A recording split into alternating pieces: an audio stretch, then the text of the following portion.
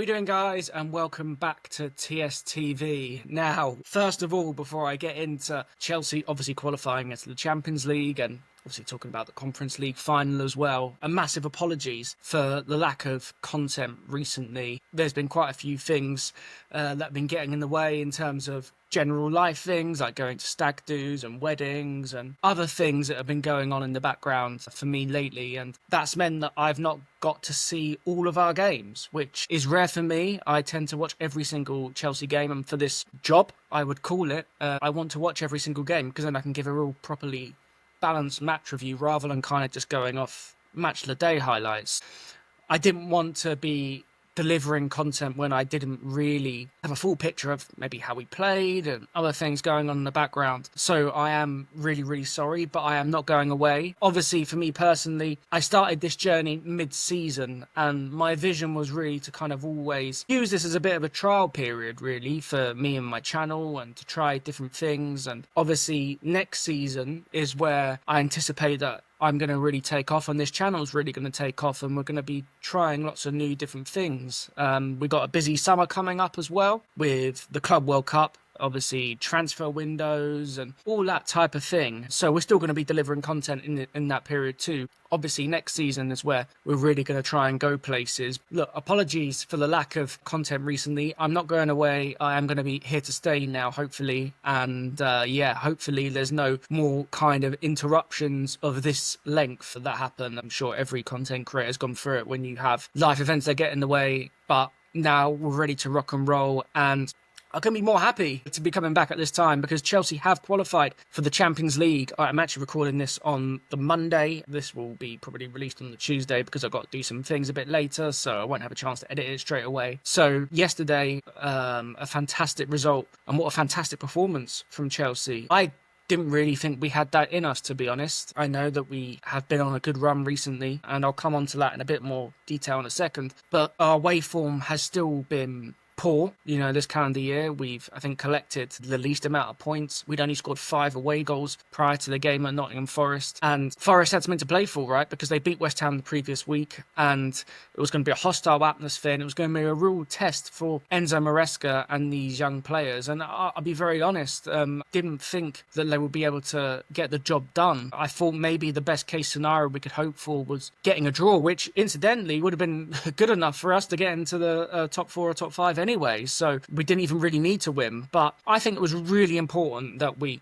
got the job done on our own terms yesterday. The first half was a bit cagey, not very much quality in the game at all. Both sides maybe a little bit nervous. Forest probably were the better team in the first half, just about edged it, but we hung in there. We had one really good chance with Pedro Neto. And second half, we came out and we started really well on the front foot, and we get our goal, Levi Colwell, and massive credit to Levi. I thought he started the season really well, and mid-season he had a massive slump, and I came on here and criticised him for it. Lack of concentration, getting involved in things he didn't need to get involved in, sloppy mistakes. I remember one at Brighton where he thought he'd been fouled and just completely gave up on trying to pick his man up, and they scored from it. But in the run-in, he has been an absolute colossus. He's really come on leaps and bounds, and so delighted for him that he got the goal. Cobham graduate as well, and it was nothing more than he deserved. And hopefully this is the kind of fulfilling of potential that we know he has, because we know he has the potential. My frustration was just that he just wasn't going out and grabbing it, but he really did that yesterday, and the whole defence was absolutely superb. And once we went 1-0 up, I thought we did a phenomenal job. I know Chris Wood had a really late chance towards the end. They put the ball in the box, but that's going to happen when a team's chasing the game. But they really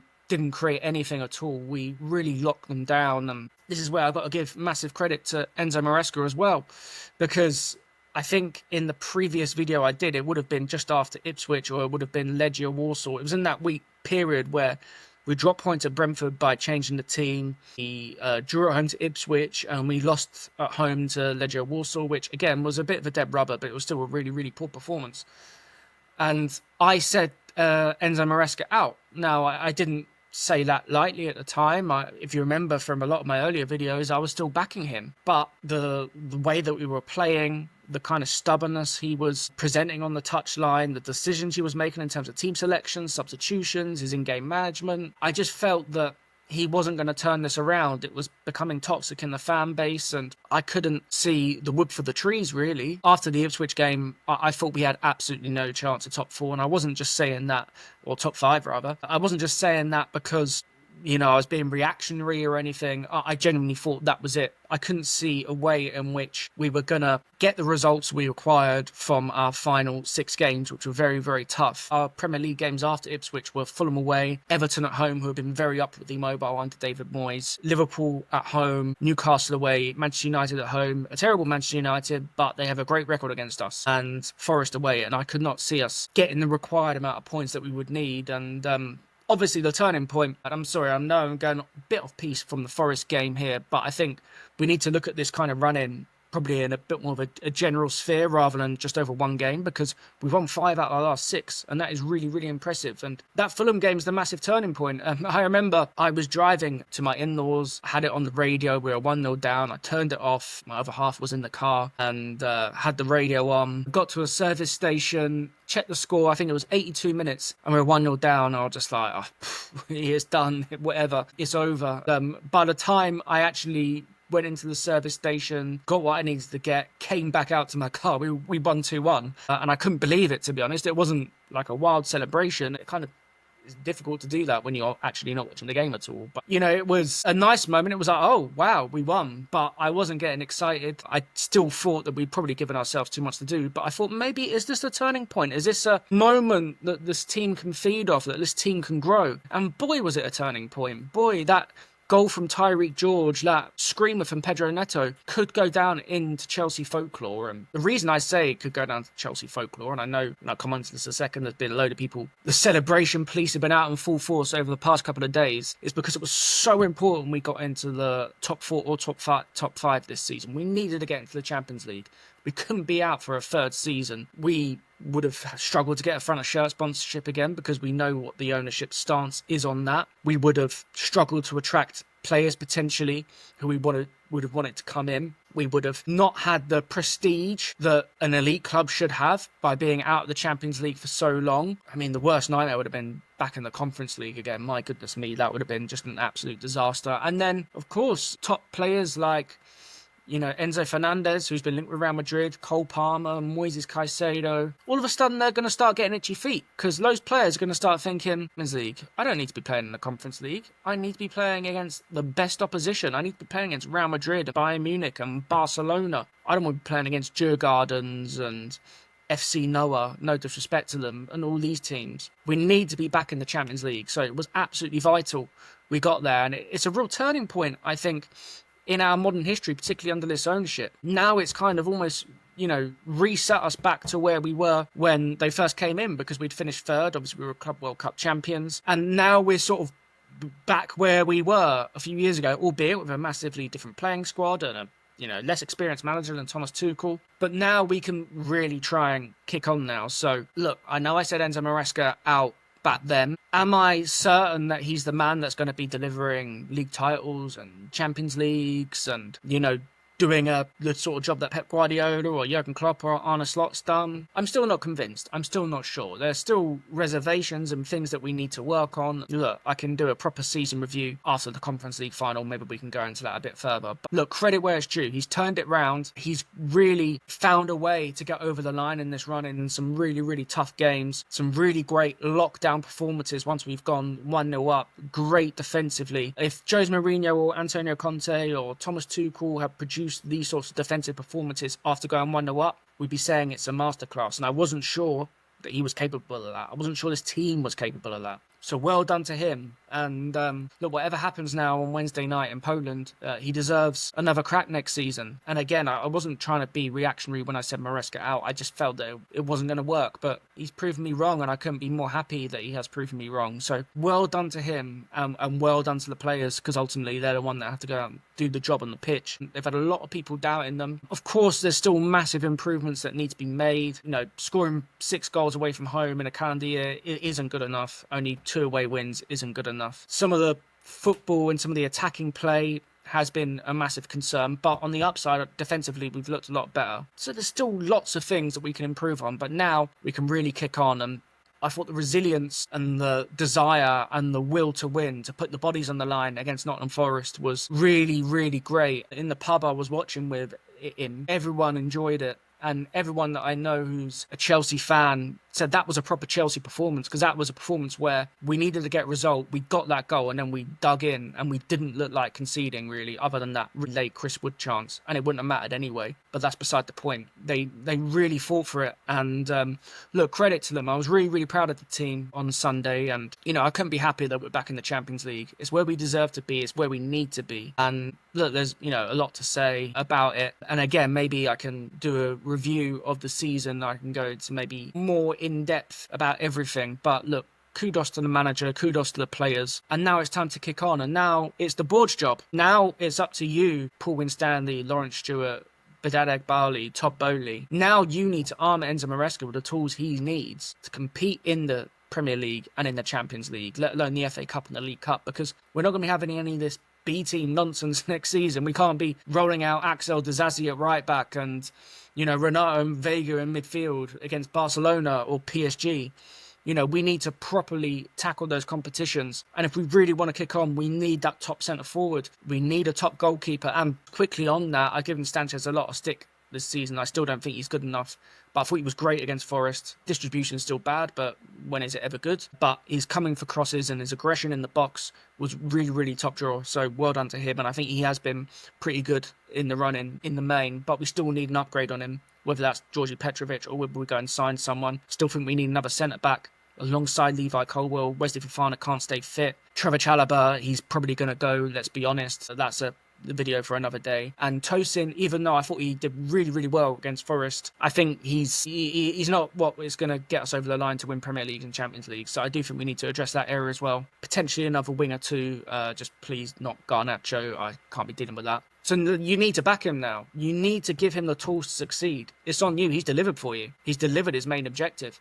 And now it's up to you, the ownership, to go out and do what needs to be done. And as a fan base, and I think a lot of us will be, particularly, the ones that do content creators online, will be putting pressure on them over this summer, because it is vital that we give him the tools to succeed. If we're coming away with a transfer window like we had last year, that's not Enzo Maresca, that's on them. So yeah, look, delighted to be back in the Champions League. Can't wait. Really, really exciting. And yeah, it kind of takes the pressure off the game on Wednesday against Real Betis now, because that could have been a game. If we'd lost, we would have been potentially in the Conference League. If we hadn't won, we'd been having to win just to get into the Europa League, for God's sake. And, everyone have been, I'm not going to Poland, but the people that go out in a couple of days' time, they've been going there in a downbeat mood. Everyone would have been really bad vibes. No one would have been particularly enamoured by winning the trophy. No one would have been looking forward to it. There'd have been massive pressure on Enzo Maresca. There'd been massive pressure on the players, massive pressure on the people upstairs. But now that we've qualified for the Champions League,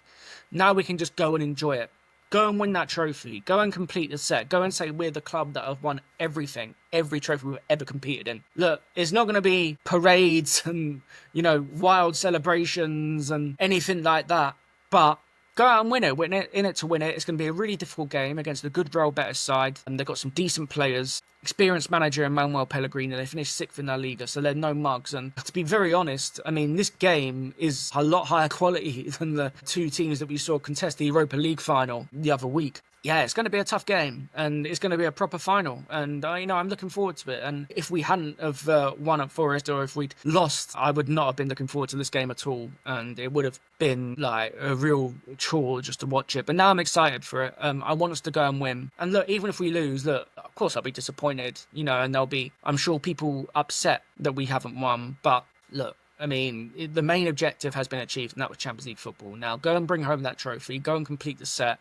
And then we can say, look, it's been a good season. Not a great season, not an amazing season, not a season we're going to be looking back on in 30 years' time, but a good season. And Enzo Maresca fulfilled his objectives, and well done to him. And just finally on the good season thing, I've seen quite a few other fans and Chelsea fans, the celebration police coming out and saying, why are they celebrating top four? That's not what we're about. Why are we getting carried away? Look, let's be very, very real. Before the start of the season, I don't think many of us expected to finish in the top 4 or top 5. We were struggling, I think, in the start of the season, in the summer transfer window. There was a lot of stories around the club, ownership, players like Raheem Sterling getting bombed out of the team, Enzo Maresca being a rookie manager. Obviously, as the season went on, it looked like maybe we could have a title challenge, but that was never the case.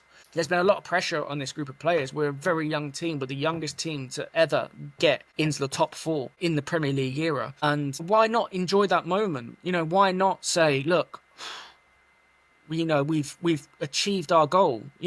Enjoy it. Be happy that you're back in the Champions League. And obviously for a lot of these players, they're going to incentivize contracts. They're going to get a big wage increase for getting to the Champions League. And well done to them. Well done to them. Enjoy that moment. You delivered. Look, I mean, if, in the next 2 or 3 or 4 years, we're celebrating like this, getting to the top 4, then yeah, I'd say, okay, come on, lads. We need to really be celebrating like that when delivering one of the big trophies now. But, why not let them celebrate? Why not let people be pleased that we're back in the Champions League? That was what was on the line on Sunday. That was what we were fighting for. We weren't fighting to win the Champions League. We weren't fighting for the Premier League title. And it's not a sliding scale of enjoyability. Not every game is going to be Munich in 2012 or Porto in 2021 or Bolton in 2005. Not every game is like that. You have to take it on its own merits. So if you can't sit there and say, look, I'm pleased, I'm happy, without saying, oh, well, it's not winning the Champions League. You can't win the Champions League every year. We've achieved our objectives. We're back in the big time. We've got final to look forward to on Wednesday. Look, after a very difficult season at times, it could be a very, very positive ending. And look, I'm just delighted to be back in the Champions League. And yeah, I'm looking forward to the game on Wednesday. It should be a good game. If we lose, I'm not going to be crying tears like I was in Moscow or anything like that. But if we win, I'll be very pleased that we completed the set. Okay, so before I end, I'll give you my predicted lineup for the Real Betis game. So we already know it's going to be Philip Jorgensen in goal. Esker did say he was going to make a few changes in the build-up because they're really short turnaround. So I think it could be Gusto at right back. Centre back, I'm going to go Trevor Chalobah and Levi Colwill, and maybe Tosin misses out.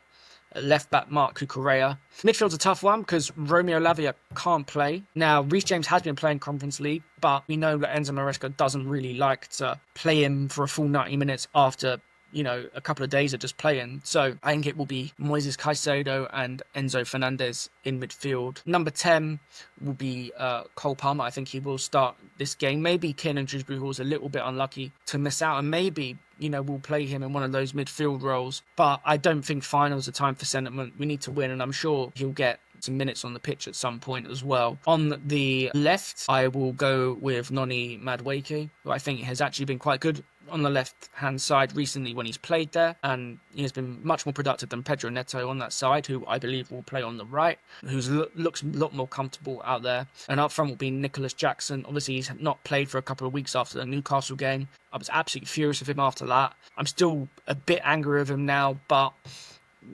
he's our only option really at centre forward. So I believe that will be the team for the game, and I think it is a good enough team to win.